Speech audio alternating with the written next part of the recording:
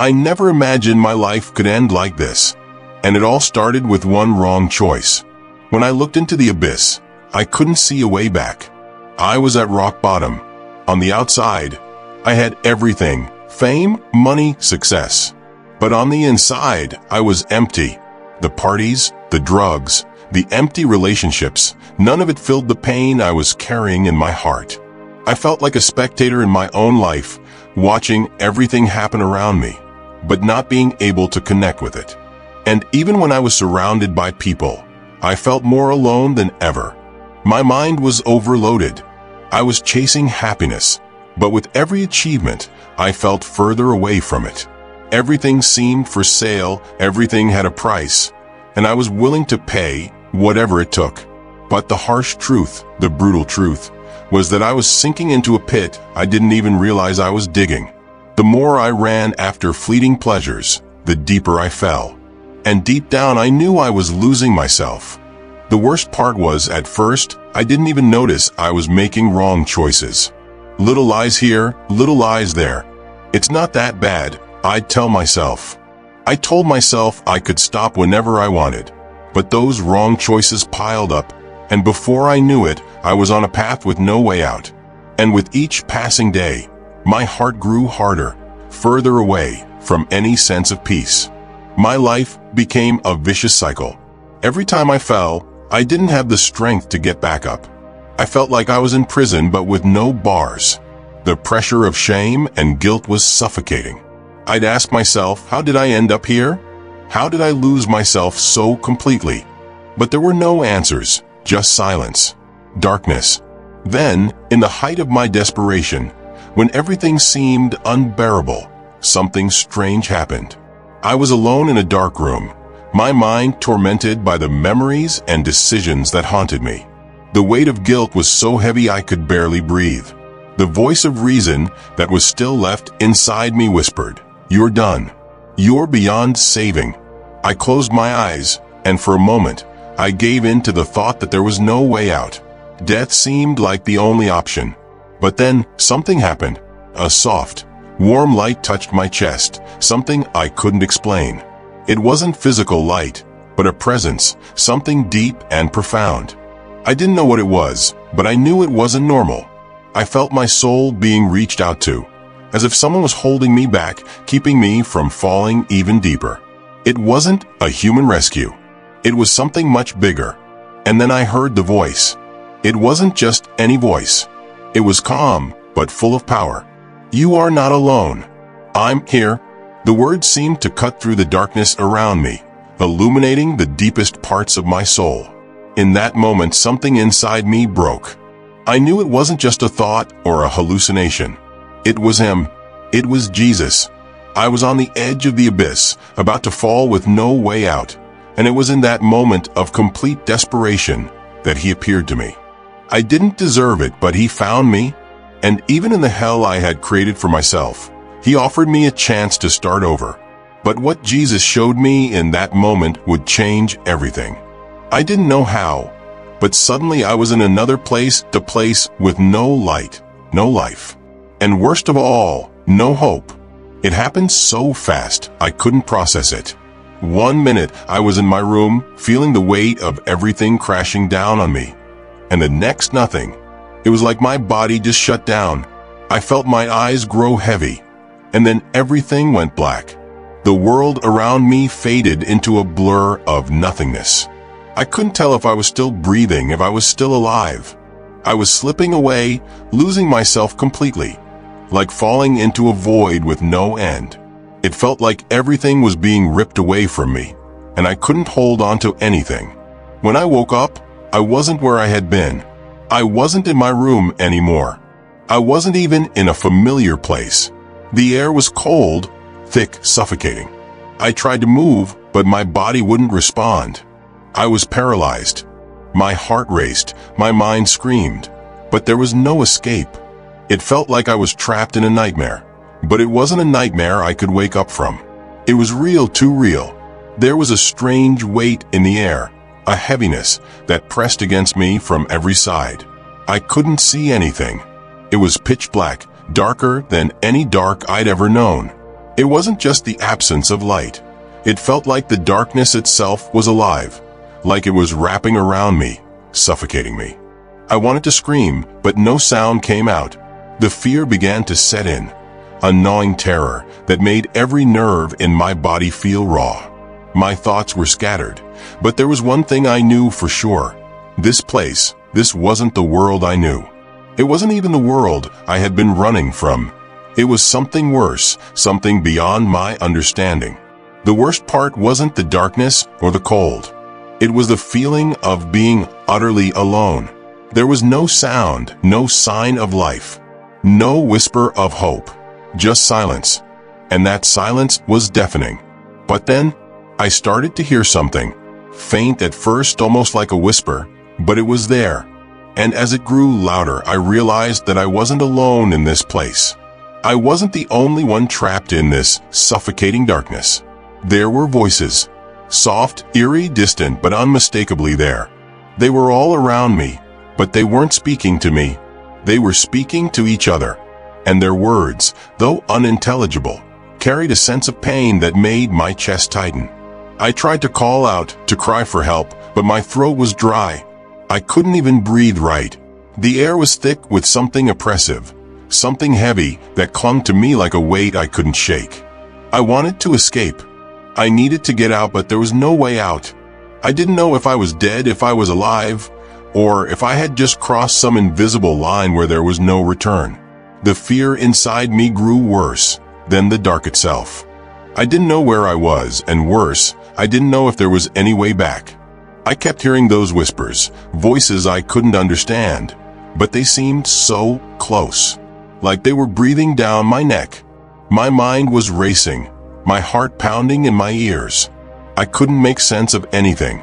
I just wanted to get away, but there was no escape. There was no way out of this place, this space that felt both foreign and familiar at the same time. It was like I had crossed over into a realm where nothing had a purpose, where nothing made sense.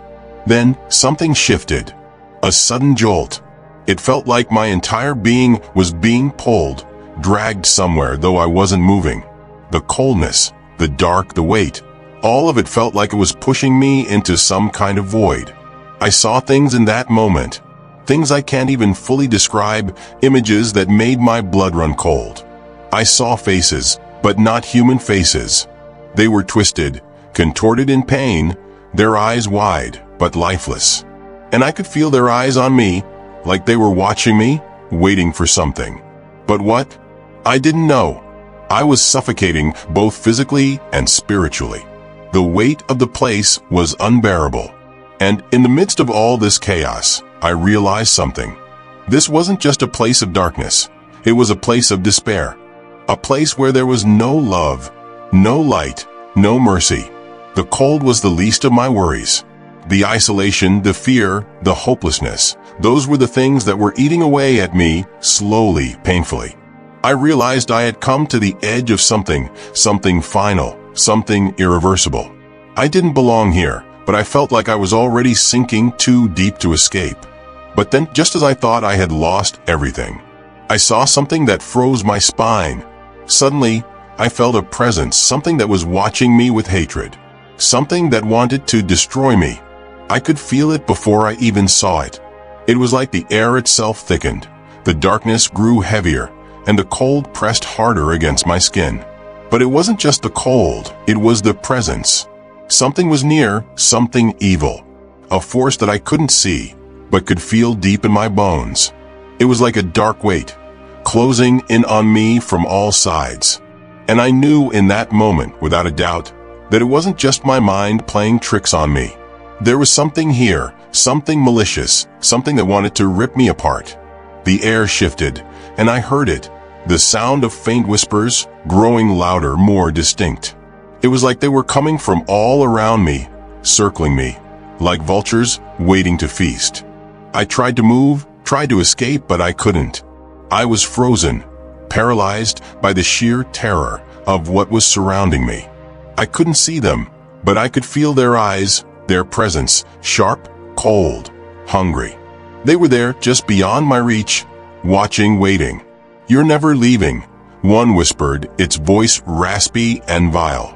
"This is where you belong. This is your forever." The words hit me like a punch to the gut. I didn't need to hear them to know that it was true. I could feel it in my spirit, that this place was made for people like me, for people who had rejected the light, who had chosen their own path of destruction.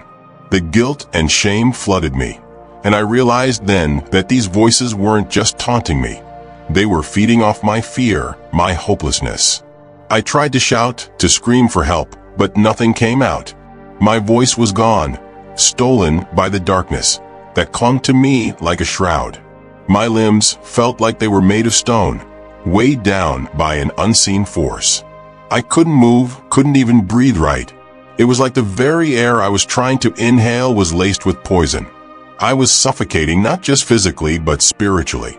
I felt like I was being drained, hollowed out by the relentless weight of the evil that surrounded me. The whispers turned to harsh, guttural voices. "You'll never feel peace again," one snarled, its words sharp and venomous. "You'll never know love again." And as it spoke, I felt its claws, not physically, but in my soul, tearing at the very essence of who I was. It was a feeling of utter humiliation, as if every part of me was being stripped away piece by piece. These were not just voices, they were demons, spirits of darkness, come to drag me deeper into this abyss. And then came the laughter, cold, mocking, echoing through the darkness. It was the kind of laugh that made your skin crawl, that made every inch of your body want to run, to flee. But there was nowhere to run. There was no escape. I was trapped in a place where mercy didn't exist. The weight of that truth crushed me. No grace, no love, no redemption. This was the end. This was the consequence of every bad choice I had ever made. I could feel the fire of despair inside me, like it was burning up every ounce of hope I ever had. These creatures, these shadows, they weren't just tormenting me. They were reminding me of my worthlessness, my failures. They were pulling me deeper into their world, a world where the light of God could never reach, where His mercy couldn't pierce the darkness. The reality of that hit me like a wave, and it felt like my soul was drowning. I wanted to cry, but no tears came. I wanted to beg, but I couldn't form the words. I was nothing in this place. Less than nothing. Just another soul to torment. And as the shadows closed in, I realized I wasn't even fighting anymore. I had given up. The fear was too much. The hopelessness had swallowed me whole. This was where I belonged. This was where I was meant to be. And the thought of it was suffocating. Then, in that moment of total despair, I felt something I hadn't felt in what seemed like an eternity. Something warm, something real. A flicker in the darkness. In the middle of the darkness, a light appeared. And I knew instantly that it was Him. I can't even explain how it happened, but one moment, I was drowning in the shadows, suffocating in the weight of my guilt. And the next, everything changed. It wasn't just a light. It was a presence, warm, pure, like nothing I had ever felt before. It flooded the darkness, pushing back the oppressive weight that had been choking me for what seemed like forever. The coldness that had been creeping into my bones melted away, and I felt something I hadn't felt in so long. Peace. True peace. The kind of peace that made me feel safe, even when I knew I didn't deserve it. I couldn't see His face at first, but I could feel Him there, close to me. Every inch of the dark space around me was filled with His light. And then I heard it, His voice. It wasn't like anything I had ever imagined. It wasn't thunderous or harsh or demanding. It was gentle, filled with compassion, but it carried a weight I couldn't deny. A truth that cut through me like a sword, but a sword that brought healing, not destruction. He looked at me with eyes that I could feel, even if I couldn't see them yet. Eyes full of understanding, of mercy, and yes, love. "You're here because your choices brought you to this place," He said, His voice soft but firm, like a father speaking to his child. "But I have come to show you the truth." The words hit me hard. I had always thought I was in control, that my choices were just part of my story, that I could handle the consequences. But now, as he spoke, I saw the weight of those choices for what they truly were. This place, this suffering, wasn't just some metaphor. It was real. The hell I had feared was more than a concept. It was a destination. A destination I had been speeding toward with every wrong turn I took. But the strangest thing happened. In the middle of all that weight, all that guilt, I didn't feel condemned. I didn't feel rejected. For the first time, I felt understood, like he wasn't angry with me, but sad. Sad that I had allowed myself to fall so far. And even though the truth he was showing me was terrifying, there was something in his voice that made me feel safe. Not because my sins were excused, but because he was offering me a way out. I had always heard about God's mercy, but I never truly understood it until that moment. Here I was, in the very place I had earned by my choices, and yet he was offering me something more. Something that was bigger than my failures, bigger than my mistakes. I felt like the weight of my past, my regrets, was being lifted off my shoulders. The very truth that condemned me was the same truth that freed me. And it wasn't just about escaping hell. It was about knowing that I wasn't too far gone. I wasn't beyond hope. I've come to show you the truth, he repeated, his voice now stronger, more assuring. Hell is real. This place is real. But my mercy is greater than your mistakes.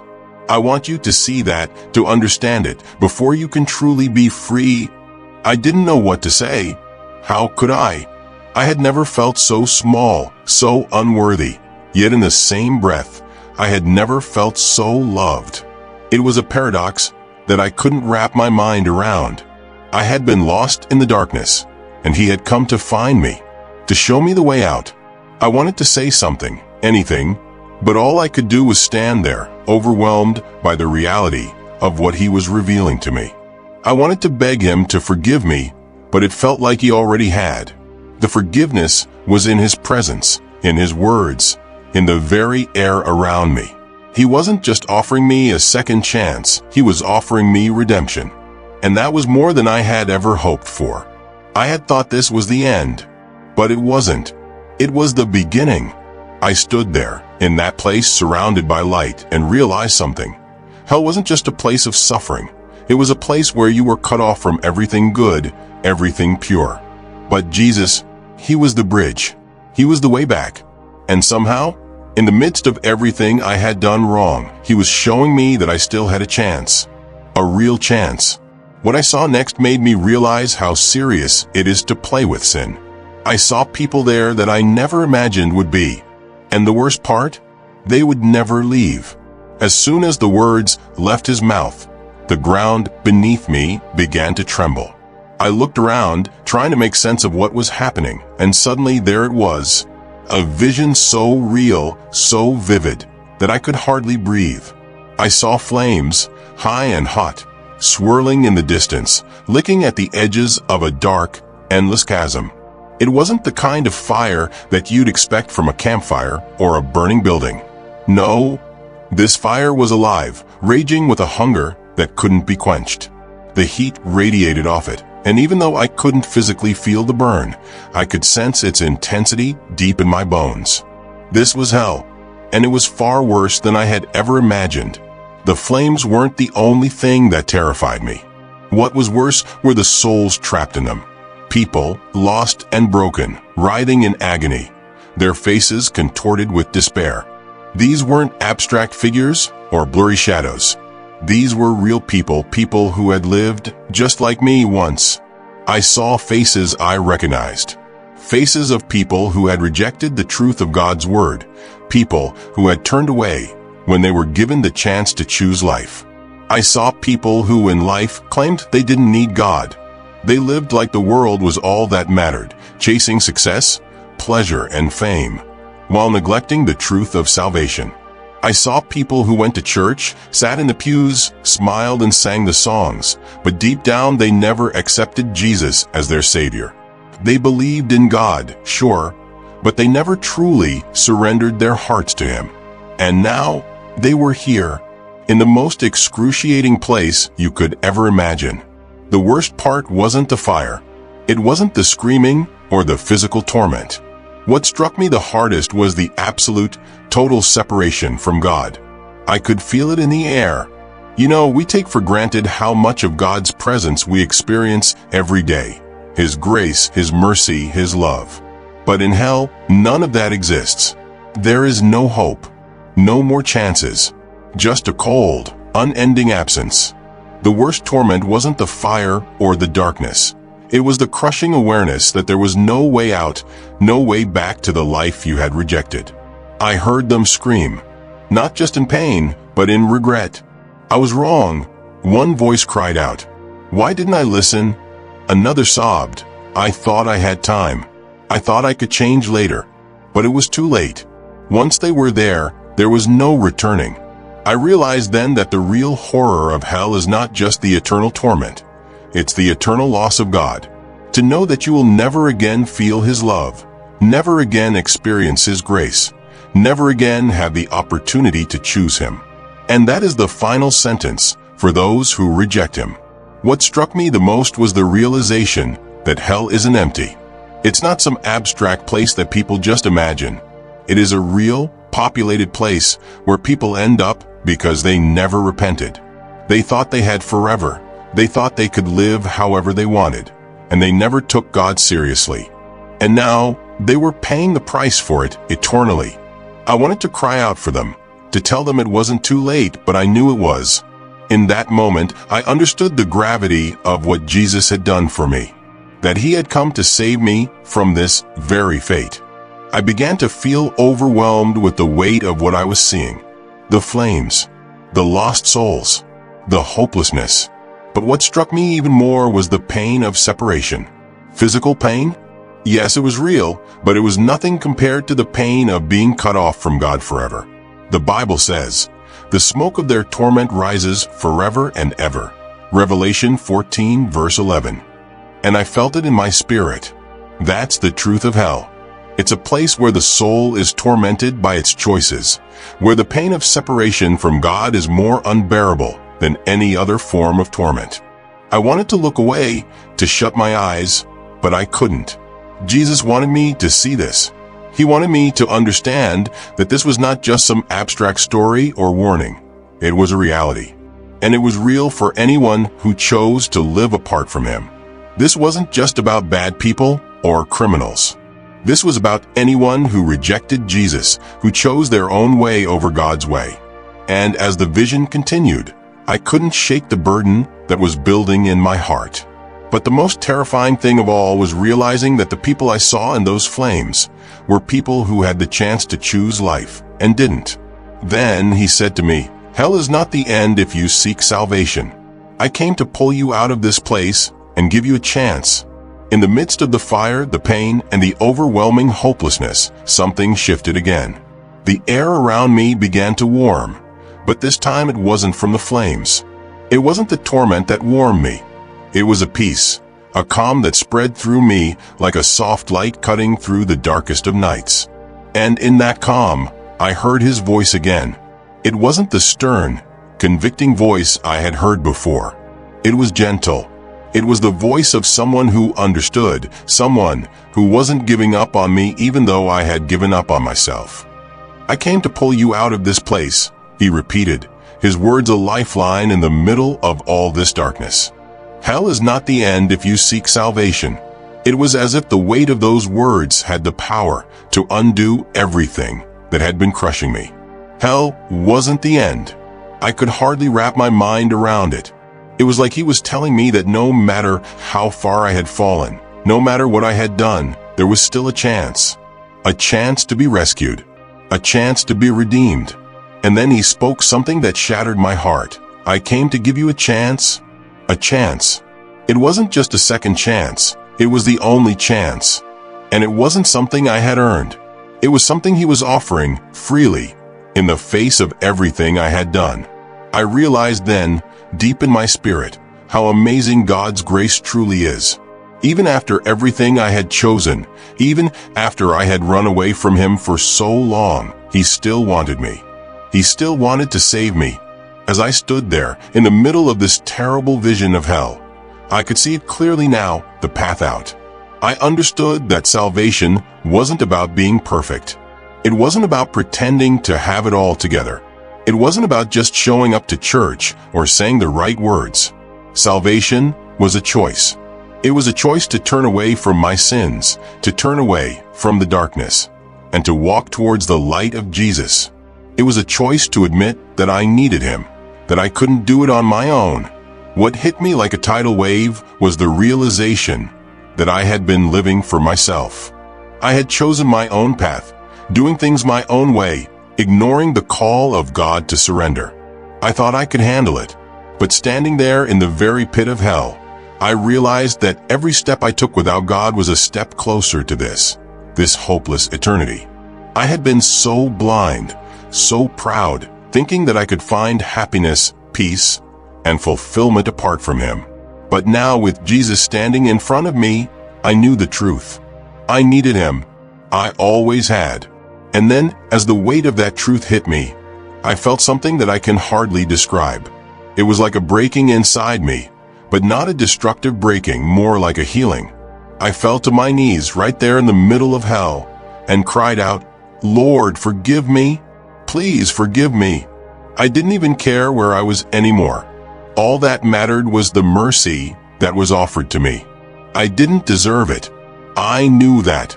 I had done nothing to earn it, but he had come for me anyway, and all I could do was fall at his feet and ask for his forgiveness. It wasn't just the words. It wasn't just the cry for forgiveness. It was the act of surrender. In that moment, I understood that I couldn't save myself. I couldn't fix all my mistakes. I couldn't undo the past. But Jesus could. Jesus had already paid the price for everything I had done, for everything I had failed to do. And he was offering me the way out. All I had to do was accept it. I felt his hand on my shoulder, lifting me, not out of judgment, but out of love. It wasn't just forgiveness. It was a restoration. It was the beginning of something new. I had thought I was too far gone, that the life I had lived was too messy to ever be redeemed. But I learned that night that no sin is too great, no life is too far gone for God's grace. His mercy reaches farther than I could ever imagine.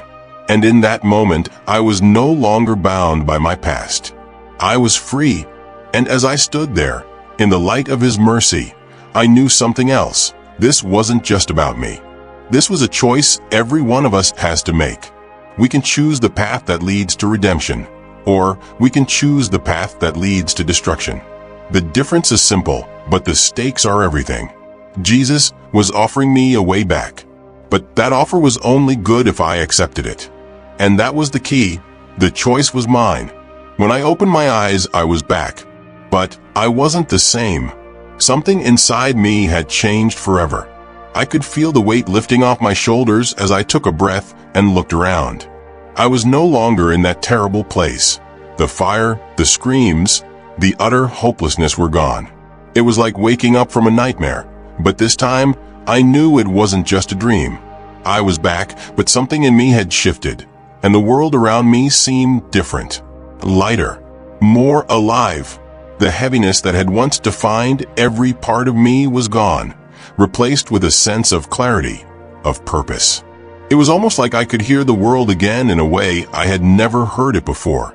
The sounds of life, the rustling of leaves, the hum of cars passing by, the laughter of people. But more than that, I could feel life, as if I had been blind all my life and finally had my sight restored. I could feel the presence of God in a way that I hadn't before.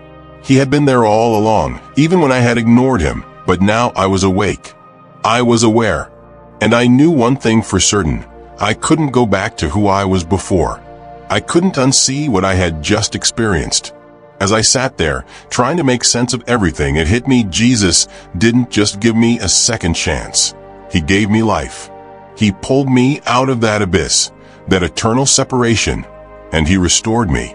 I had been living as if the world was all there was, as if my own desires and choices were the most important thing. But now I understood the truth. The only thing that matters is him, his love, his mercy, his grace. And that's what I had to share. That's what I had to live for. I began to realize that my life wasn't just about me anymore. It never was. There are so many people just like I was, living in darkness, chasing after the wrong things, thinking they have all the time in the world. And the truth is they don't.